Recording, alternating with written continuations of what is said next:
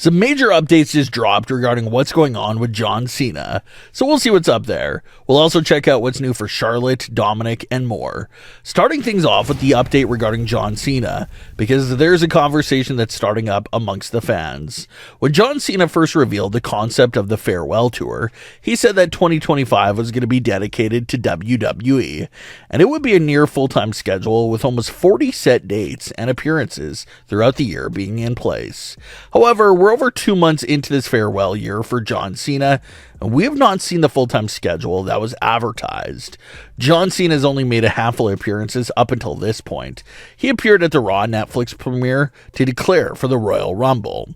He took part in the Royal Rumble match itself and is now set to compete in the Elimination Chamber. So only 3 appearances nearly heading into this match. So fans are wondering what's going on there and what happened to the full-time schedule that was promoted and previously advertised. Well, according to new reports, John Cena is allegedly wrapping up some filming work, but these reports claim that Cena's filming schedule will lighten up as the spring season approaches, and that's when he'll really enter that previously advertised full-time schedule for the second half of the year. That means most likely John Cena could become a weekly appearing superstar on WWE television as the spring months approach. John Cena is one of those few WWE wildcards that are left in place, meaning that he's not really tied down to a specific brand. He can make appearances on Raw, Smackdown, and NXT, and with the collaboration in place, maybe even TNA. So maybe he will become a regular weekly occurring character on WWE television real soon, especially if he's going to be in the main event of WrestleMania 41 against Cody Rhodes, like everyone expects him to be. It would be really strange if he wins the Elimination Chamber and does not show up again until night 2 of WrestleMania 41. Fans would definitely have an issue with that.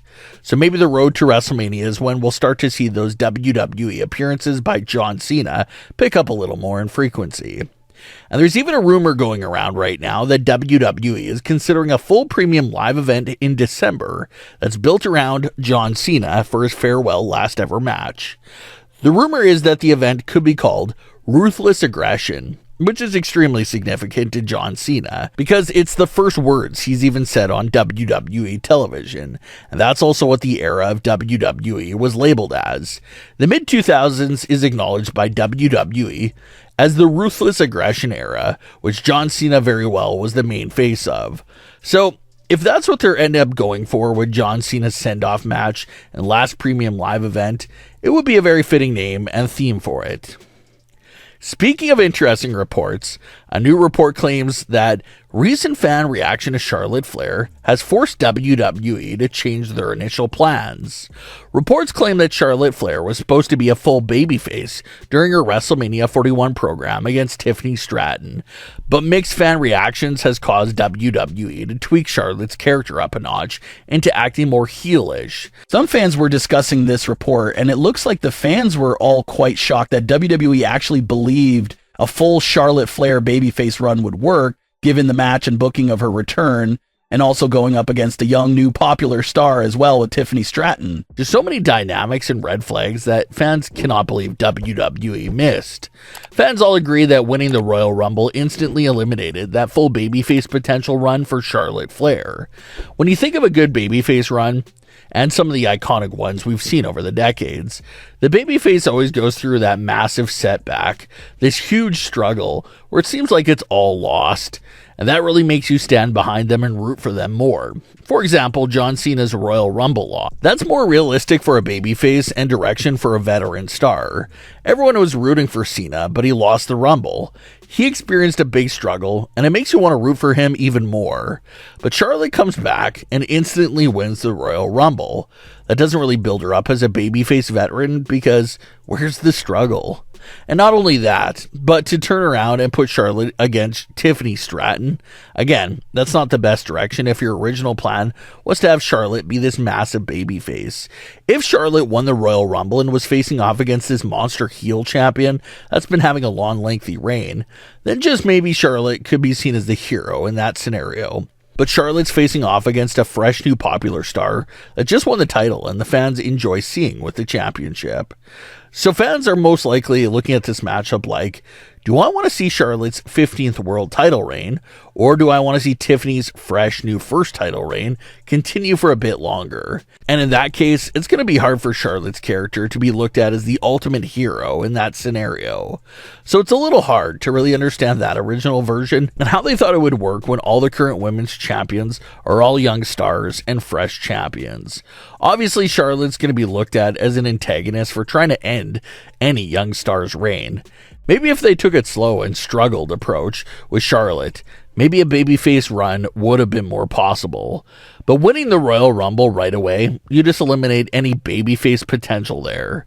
So WWE is calling an audible and changing up the plans there for Charlotte Flair for the road to WrestleMania 41. What we're seeing right now was not the original version and plan for her character, but they're adjusting based off the reaction, so that's how that continues to go. Now let's get into this fun theory involving Dominik Mysterio. The Judgment Day's leadership position has been a conversation subject pretty much since Edge was kicked out of the group.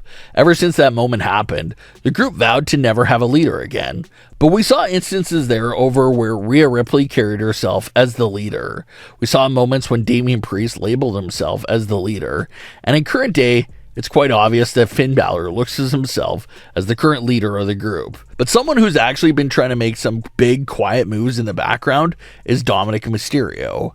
It's definitely not in the forefront of the Judgment Day story right now, but take a look at Dominik's recent moves, and it's almost seeming like he's most definitely up to something, and has some sort of secret plan he's working on that mostly takes place behind Liv Morgan's back and behind the rest of the group. Dominik has been negotiating for a tag team titles match. He got Finn Balor his Elimination Chamber qualifier. He's trying to keep Liv happy. He also has the favor going with Chad Gable. So what could Dominik actually be up to here? Some fans seem to think that Dominik could be creating a fallback plan just in case things with the Judgment Day falls apart in the near future. Could it even be a potential new faction? Dominik is building up a friendship with Chad Gable after giving him the mysterious individual's contact information. Dominik made it known that Chad Gable will owe him a favor for that contact information. Then, of course, you have the mysterious individual themselves. Who could that be? And could Dominik be using Chad as a way to get this mysterious individual over to Raw to link up with them? Then you have fans that are looking at the idea of Logan Paul and Dominik Mysterio linking up together. Logan and Dominik have expressed extreme interest in teaming up with each other in WWE in order to be the most hated tag team of all time. So now that Logan Paul is on the Raw brand and has a mini feud going on with Rey Mysterio, could this be where Dominik steps up to help Logan and link up with him? Is Dominik gathering a whole group for his brand new faction outside of the Judgment Day? For most of 2024, the popular fan theory was that Finn Balor and Liv Morgan had a secret plan forming and how they together were manipulating the Judgment Day. But looking at these recent moves from Dom, it looks more realistic right now to wonder if Dom is the one manipulating the group into a secret plan right now. So we'll see what that continues to develop into. But what are your thoughts on today's stories? Leave your comments below. Don't forget to subscribe with all notifications on, and leave a like if you enjoyed. Thanks for watching, guys.